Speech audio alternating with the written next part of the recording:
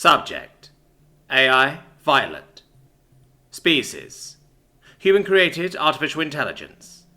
Description: No physical description available. Ship: USS Callie. Location: Classified. I could tell that being on patrol was beginning to give Captain Hendricks cabin fever. There isn't much for a carrier captain to do except sit on the bridge and wait for something interesting to happen.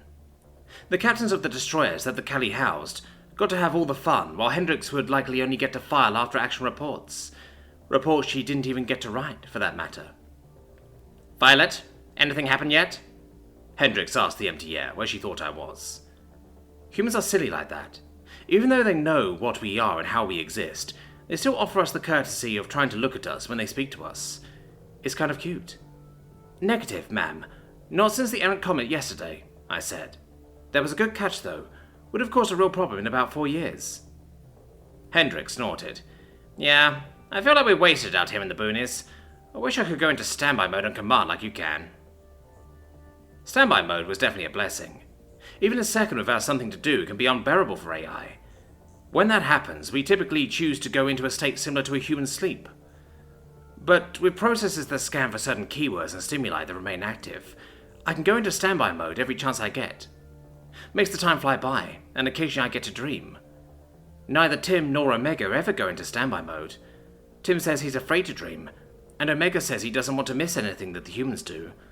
I don't know how they do it. "Why don't you read?" I suggested, despite knowing that the captain had already read the book she owned, and had been sending her money back to her family on Titan. "No can do. Read everything I own, told you so, and I don't have enough money." Because... Oh, wait, she wasn't going to say why. Oh no, did I pry? Humans are private about weird things. I would think she would know that I would see all money transfers by the staff on board the vessel.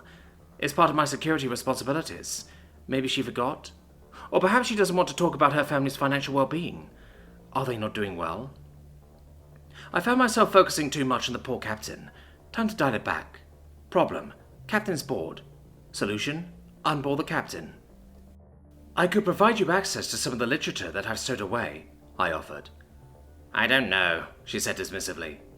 Then she sat forward in her seat as if to whisper to me and asked, "Do you have the Alumari Renegade Series 6, Part 5? "Ah, smart. A story about an Alumari rogue of indiscernible repute, falling for a human femme fatale. The books conveniently gloss over their incompatible genitalia, though. Ah, a love that could never be. How romantic." "Of course I do. Sending it to your tablet now," I said, adding a hint of humor to my vocal processes. "Thank you so much, Violet," the captain said, as she turned her attention towards the tablet. "You're a godsend." I'd always wondered about the concept of gods. Actually, it's fair to say that I had devoted 220 years and several yottabytes thinking about them. I had come to the conclusion that there isn't proof that gods exist, but it isn't impossible for the universe to have been created by intelligent design either. Whether organic life was part of that design is anyone's guess. I'd also come to the conclusion that a god isn't necessarily a creator, either. For instance, if I really wanted to, I could establish myself as the god of a non-developed species indefinitely. I'm immortal, can take physical form, can create and destroy on a cosmic scale, and it's probably impossible for a mortal being to destroy me. The only AI to be killed were killed by other AI. Kind of like gods killing gods. And even then, those AI aren't actually dead. Just broken indefinitely. There had even been cults among the humans who worshipped us, after our existence had been made public. That practice died out after the war of AI aggression started, though. I had wondered if humanity had created us to be their gods, but came to a different conclusion. Based on how most humans interact with me, I think they were looking for companions that could do things they couldn't. Someone to look up to. Like an older brother. Like Alpha. I felt a pang of sadness as I thought of Alpha, and a stab of guilt as I remembered the war. Time to find a distraction. Engineering?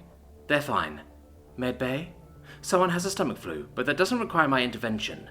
The Marines? Nope, they're working out as usual. No need for little old me. Any of the patrol vessels need me for anything? No. Well, time to enter standby. Priority 1 message from AI Omega. Ooh. A priority 1 from Omega? This could be fun. Let's have a peek. Recipients: Captain Hendricks, AI Violet. Sol has been attacked twice. Successfully defended, but further attacks are expected. The USS Kelly and AI Violet are to return to Sol post-haste by order of the Directorate of the United Systems. Exit warp outside of the system and make your way to the rendezvous via impulse. Attachment. Rendezvous coords USS Cali.sec. See you soon.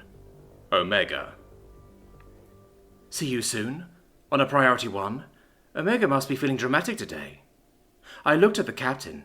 She had accessed the priority 1 and was currently reading it. I activated the comms in anticipation of her orders. Then I waited the 28 seconds it took her to finish reading the message. It would have been boring, but I liked watching humans read important memos. You could almost see their neurons firing. Violet, she finally said. Recall the destroyers, download that attachment and give it to Nav. We're going to Sol. Yes, ma'am. I began downloading the attachment and appeared to all 30 of the destroyer captains at once. As I entered my security clearance on the attachment, I also explained the situation to the captains and ordered them back to the Cali. I argued with Captain Mackenzie as I provided the coordinates to the nav officer. I watched the nav officer prepare for warp as I made a note on Captain Hendricks' schedule to discipline Mackenzie for insubordination. Once all my tasks were completed, I allowed myself to feel excited about getting to see Tim again.